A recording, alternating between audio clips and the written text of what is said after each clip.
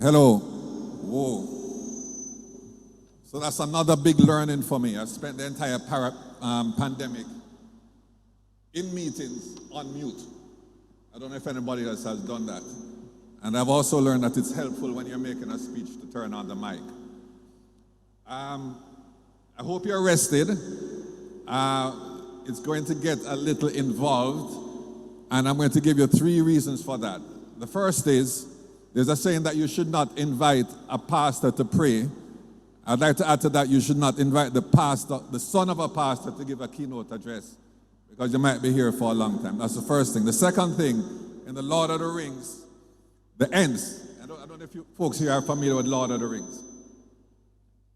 The Ents took a long time to speak, and their rationale was, if something is worth saying, it's worth taking a long time to say. And I believe I have a lot of things worth saying this morning. And the third is, I'm an economist, and I'll just give you this story before I start. So 3 economists are stranded on this island, right?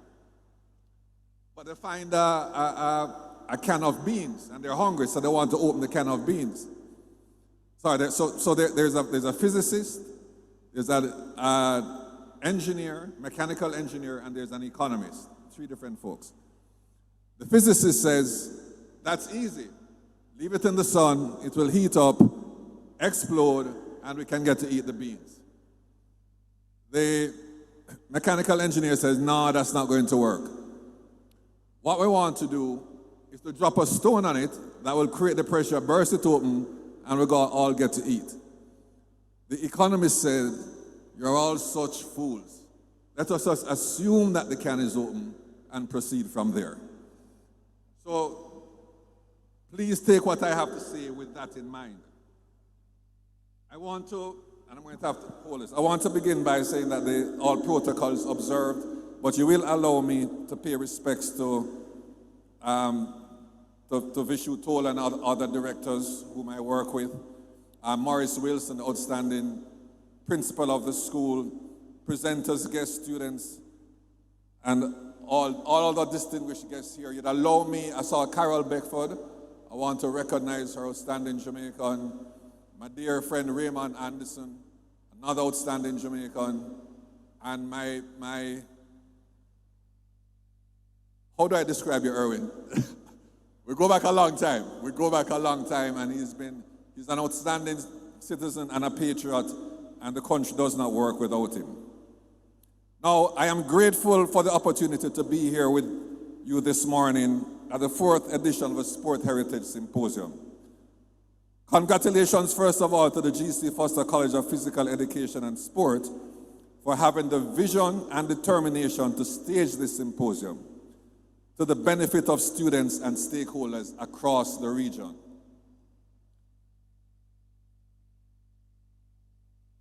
As we shed our post-colonial notions of education and opportunity and achievement, and begin to embrace ourselves, to see our own values, and to understand that culturally and in sport, others wish to be like us more than we wish to be like them.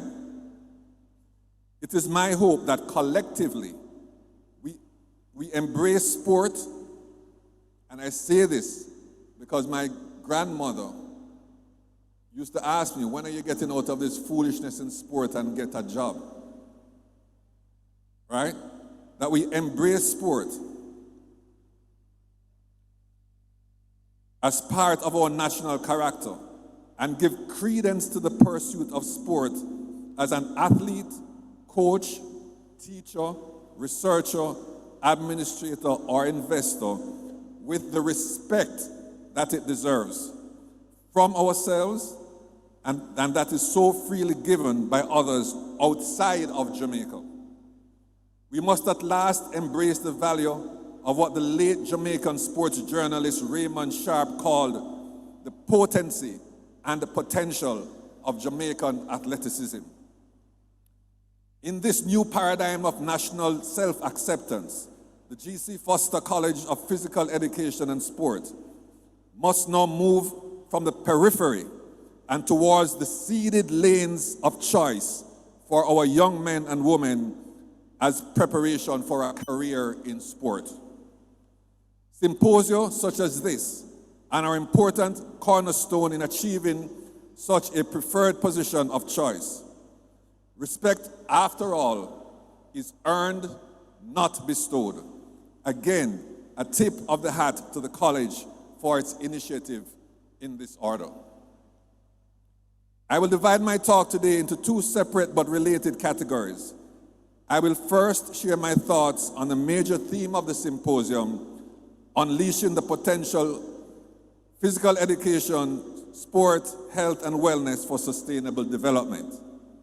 Then I will turn my attention to the title of one of the sessions today, which is the role of policy and governance in physical education and sport. Now, as an economist, I feel as we talk about development that we should parse it a little bit. There's national development, how a country develops, and there are a number of measures for that, including poverty, inequality, the capacity of our people, how we treat our environment, how well the economy is doing, how well is our financial markets, transportation systems, and so on. Do we have global links in trade, remittances, tourism, and migration? That is fine. I will focus on economic development, which betrays my conviction that it is, at the end of the day, the quality of choices that we make in the allocation of scarce resources amongst multiple demands that has determined our present and will determine our future. Without getting too precise, there are three main drivers of economic development: capital accumulation, labor productivity, and technological advantage. The accumulation of capital and technological advancement, as things now stand, depend to a large extent on attracting foreign direct investment and the technology transfer from other domains. It is in the area of increases in labor output or productivity or human capital that we have here without outside support are in a position to directly and meaningfully impact. After all, central to human capital development in any economy is human capital development is essential to economic development. G.C. Foster College, whichever version of it, G.C. Foster College of Physical Education or Sport, or as my friends that came here said, Foster College, however you want to call it, has a role to play in that. To be sure, there are headwinds, and let me mention a few here, and teachers, administrators, and students need to be very clear on these things. First is the matter of the horse starving while the grass is growing, meaning to say, education is important to economic development, both at the national macro level and at the individual micro level. Yet, the ability to cover the cost of this education is inhibited by the same dire economic circumstances it is intended to solve. Put plainly, students cannot afford to pay in viable numbers what the college would need to charge to operate properly and fulfill its mission. I was wondering if I was going to get an amen from the chairman, but I see it. The general level of education in the country is the other thing. Professor Orlando Patterson has added his highly regarded voice to the calls for reshaping Jamaica's educational system, while detailing its sorry state in his role as chairman of the Jamaica Education Transformation Commission.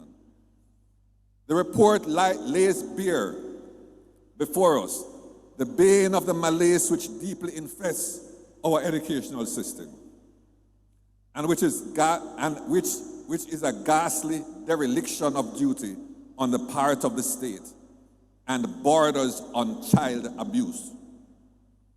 I understand why our slave masters would not want to teach us to read and to write and to do sums. I do not understand why we would do the same to ourselves. Nothing is wrong with our children. Given the opportunity, they can learn and learn very well. It is the country that has failed them. I am reminded of Shakespeare's play Julius Caesar, where Cassius admonishes Brutus. The fault, dear Brutus, is not in the stars, but in ourselves. The last on this point is the labor market. You can't find job and all kinds of things. But here's the reality. The fact is that 700,000 Jamaicans able to work remain outside the labor force, even as there are growing calls for the importation of labor. This requires understanding and intervention of its own. It is related to the level, I believe, of small business and the hustler entrepreneurship in our economy, which is another, like sports, we have not given its due respect. But I would not want to explore that fully here. My immediate concerns are the trends in the population. You people are young. There was a time in Jamaica where we would talk about 2 is too many. Is that it? 2 is too many. Here's where we are in Jamaica now. And remember, we need people to grow the economy. The birth rate in Jamaica has declined every year from 2020 to 2023, perhaps longer. Taken to its limit, there will be nobody living in Jamaica in a few decades. This problem is not unique to us. Current estimates suggest that at its current birth rate, the Chinese population of 1 billion people will be halved by the year 2100. Many factors drive this trend, which is only compounded by the persistent migration of our trained persons. And our esteemed chairman talked about G.C. Foster populating schools here. They populate schools all over the United States as well, chairman. And I know Mr. Clear is pleased with that, but it is a productivity issue for us. Therefore, for the strategy of driving growth with human capital development to work, we must have persons who are well educated, willing to work, and persons who live in Jamaica. What does this mean for us? Let me share, at risk of boring many here, the story of the starfish on the beach, a story my mother told me. The story goes that 2 friends were walking on a beach one morning, unlike other mornings when they immerse themselves in the sound and the waves and the feel of the sand beneath their feet. This time, they were set aghast to see the beach covered in starfish, washed by mysterious biological processes. And of course, Dr. Kerry, that would be a beach in Jamaica, since we do have the best beaches. Just to underline that particular point. The beach was littered in starfish, but the friends walked anyway, finding a clearing of sand here and there for their next step where they could make it.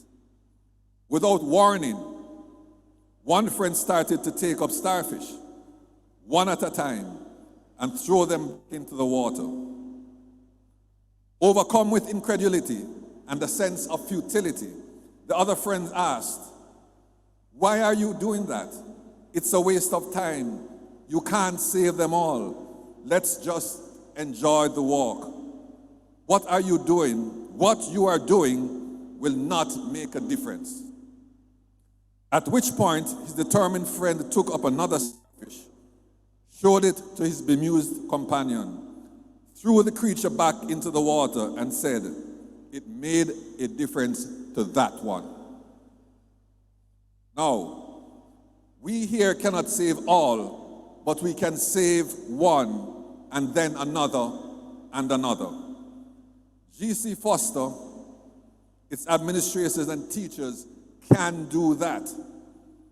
To quote Thomas Carlyle, our main task is not to see what lies dimly in the distance, but to do what lies clearly at hand. Among the things which lie clearly at hand is the need to develop a wider range of economically viable pathways for students so that you can make a living from sport in Jamaica. We can prepare coaches and we can prepare teachers. Those can always be improved, but our ability to deliver in these spheres is well and clearly established.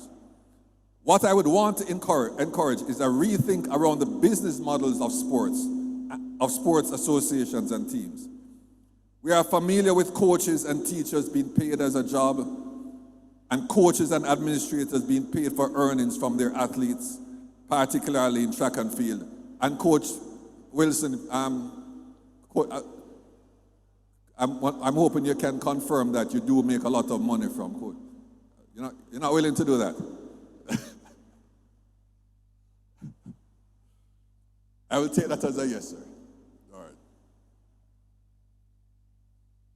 There are two approaches I am involved in which are of interest to me and which I trust will stimulate thought, discussion, and development. And I'm looking at the students here, and please engage your mind with me in this process. Do not think that you're here to pass the course and get a job.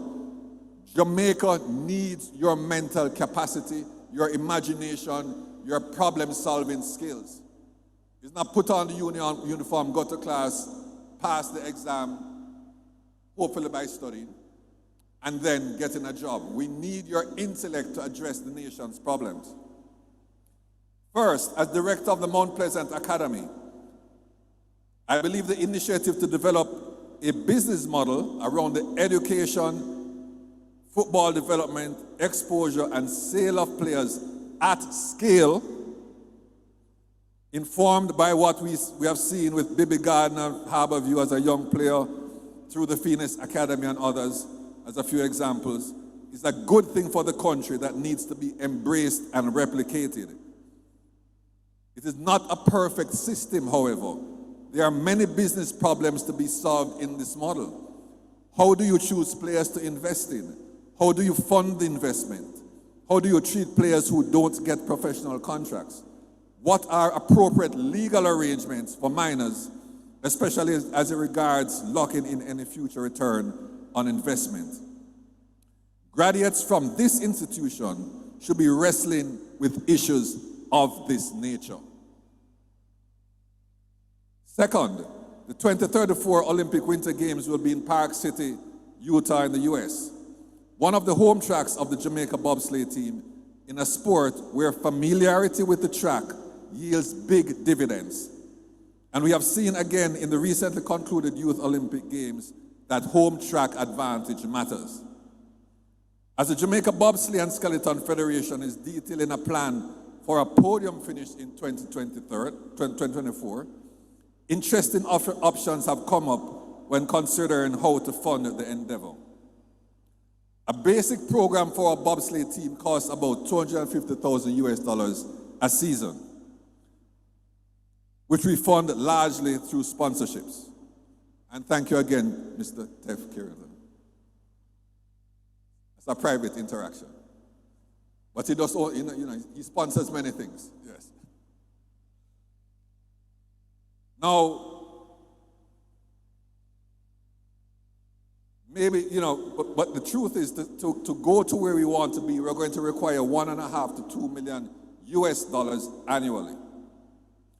Now, I would venture to say there are not many sports associations in Jamaica that can raise $250,000 annually. And even fewer, probably one or two, that can raise $1.5 to $2 million. This is an interesting problem for young minds to apply themselves to. By way of hint, the answer is not to give a stretched hand to the government or the SDF. I can save you that problem. It will not happen at the amounts that you need to be competitive internationally. Innovative structures must be developed. One such structure I'm in discussion with a venture capital model where investors in the 2034 plan would retain rights to monetizing opportunities created from a podium finish. The structure is not complex, but the details are many and the willing investors are few. I do not present these ideas as solutions, but as approaches to consider and as an impetus to bring in the full power of the nation's sport intellect resident here to bear on addressing the challenging sports business problems, often with no proven playbook for resolution. That is to say, we have to create our own solutions. My challenge is for students here in these halls to take the lead on this. Let me now move to the role of policy, governance in physical education and sport. In business terms, policy is closely related to strategy. Strategy may be either intended or emergent. I put it to you that the incredible successes we have seen in Jamaican sport, not just track and field, but hockey, gymnastics, aquatic sports, netball, rugby, lacrosse, volleyball, and of course bobsleigh, to name a few, is more emergent than derived from a top-down national policy. The success is built on the backs of and concretized with the sweat of vast numbers of volunteers operating locally in their communities out of love for their sport. The country's success is from the bottom up, not the top down. This is not a criticism. Individuals acting in their own self-interest or what interests them is a much more productive and efficient economic model than grand central plans passed down in thick binders.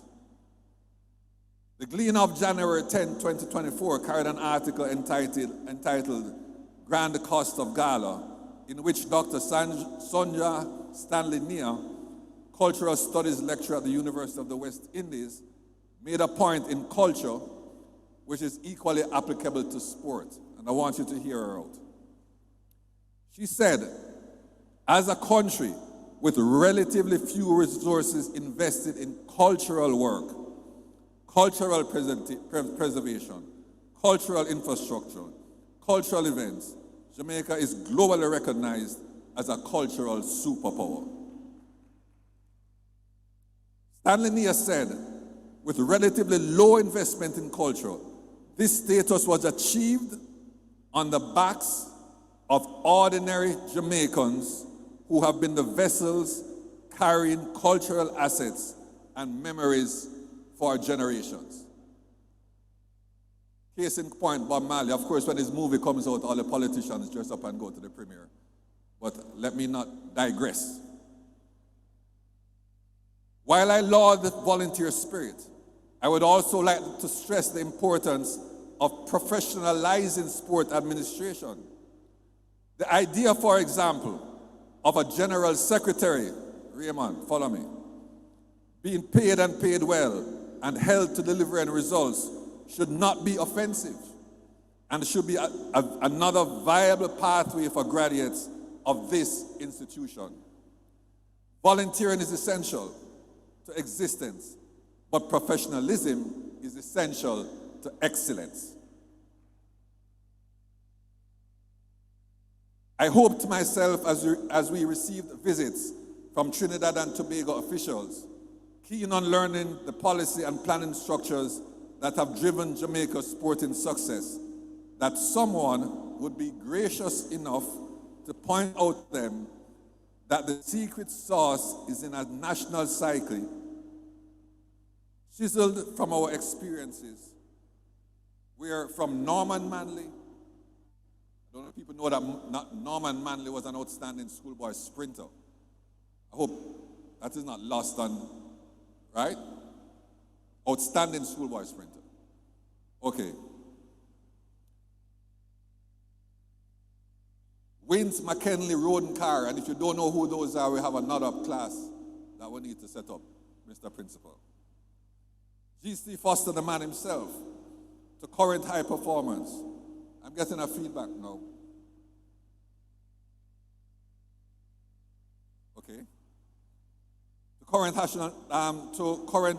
national high performance, there has never, and follow me on this, there has never been daylight between sporting success and the national identity for a Jamaican. The the Jamaican living in England in 1948 had his personhood validated because a Jamaican was on the podium at the Olympics. That has been part of our national character for decades. Our minds and self are different and unique. And when that different mind is taken to a widely practiced task, the results will consistently be outstanding. While we can learn from each other, we must each do the work of finding our own path based on our own collective minds. Having said that, I believe that policy at the government level and governance at the organizational level are important to becoming our best. As it relates to government policy, an updated national sports policy, Mr. Chairman, and updating of the Vision 30 sports sector plan are overdue. I would also suggest that the National Sports Council be revisited and work with both the vision and policy implementation to add intentional action to organic effort. If I were not my father's son, I would end my speech here, but I am his son, so I'm going to touch on governance and elections. Let me now move from policy to good governance at the sporting level. It is a talk all by itself, but prompted by the JFF elections or lack of elections, let me suggest some basic principles. Before I go further, allow me to point out that Jamaica has a long, if checkered, history as a liberal democracy featuring elections and the peaceful transfer of state power. This should not be taken for granted, as we have seen and are likely to see again in the United States of America. We may be duly proud of this. Not every election was seen as free and fair, giving rise to an arrangement between political parties that saw the establishment of the Electoral Commission of Jamaica in 2006, subsequent to the Electoral Advisory Committee, which was formed in 1979. The Electoral Commission describes itself as a permanent, independent, and autonomous authority that reports directly to Parliament, with the objective of safeguarding the democratic foundations of Jamaica by enabling elections to elect through free and fair elections their representatives to govern Jamaica. This commission has worked well, which is not to say that it has worked perfectly. I have been in a few sport body elections. Some I have lost and been disheartened. Others I have lost and with a grateful heart marveled at God's wisdom in sparing me victory.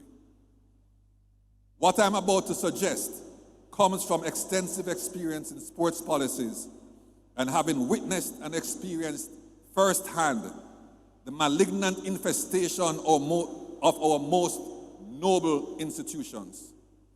We need to do better.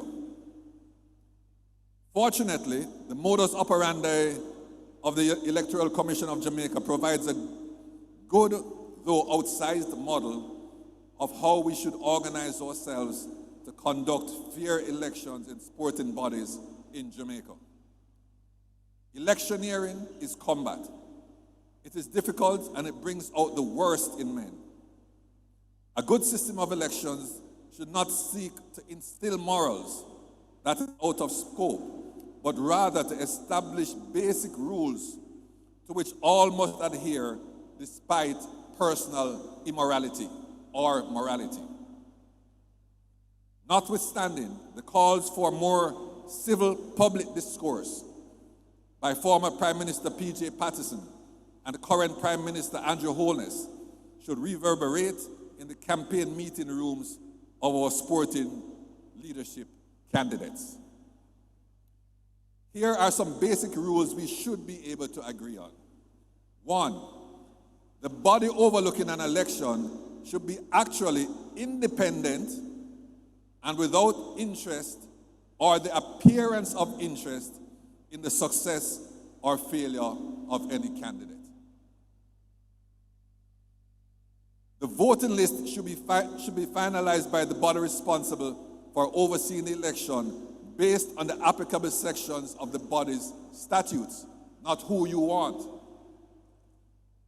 Challenges should be heard and considered by this independent body, which will have the responsibility of making a decision based on the Constitution as approved by a General Assembly. There should also be built into that an appeals process. 3, persons standing for election should not de facto be running the election. This may lead to all manner of evil, such as, for example, candidates being nominated after the close of nominations to suit some agenda. The stacking of voters' lists in its many forms should be prohibited in statute and in spirit. We should not have associations with neither athlete nor program voting. We should not be creating and manning organizations and imbuing them with the franchise in the interest of securing that vote. Proxy votes, where applicable, should be carried by a representative of the voting organization selected by a predetermined process and not turned over to either a sitting candidate or challenger or allies of same. One could go on, but I'll be satisfied with these basic standards. The question then arises as to who this independent body to oversee sporting association elections should be. This could be addressed in each individual constitution and implemented as long as the standards of independence are met. Perhaps a national office of the nature of the Electoral Commission of Jamaica could be established and convened as necessary. This would have to be independent of local political influence, as international sporting bodies guard their jurisdictions and their purviews jealously. Would a national sports council, independent and autonomous, be able to take on that role? I encourage you to apply your minds to these issues as well. My preference is a body, a la the ECJ, we're being responsible for overseeing the election process in sporting organizations. The state of entropy must be stabilized and improved. I want to thank you for hearing me out this morning.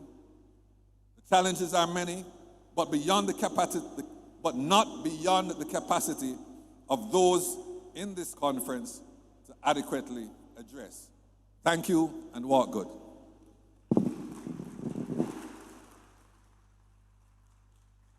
Thank you so much, Dr. Stokes. At this time, I now invite Ms. Rutan Sanderson. She will be making a presentation to our keynote speaker. Immediately after the presentation, I invite Old Harbor High School to do their presentation.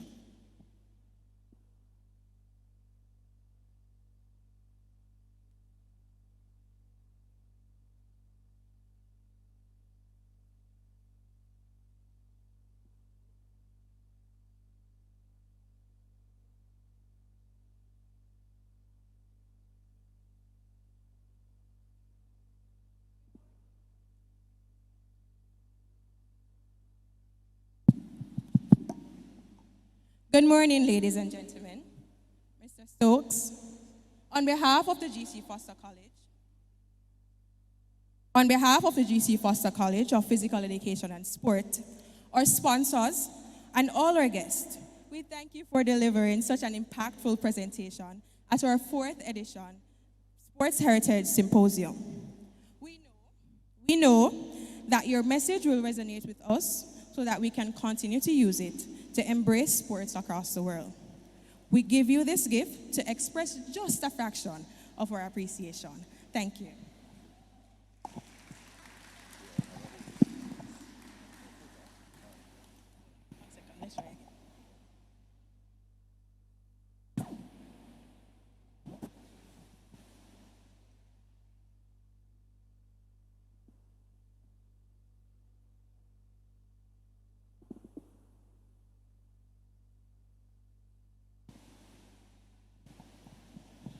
I must inform you that our next presentation should be a thrilling one, as the Old Harbor High School Choir is a multiple winner for All Together Sings competition. Put your hands together and receive them.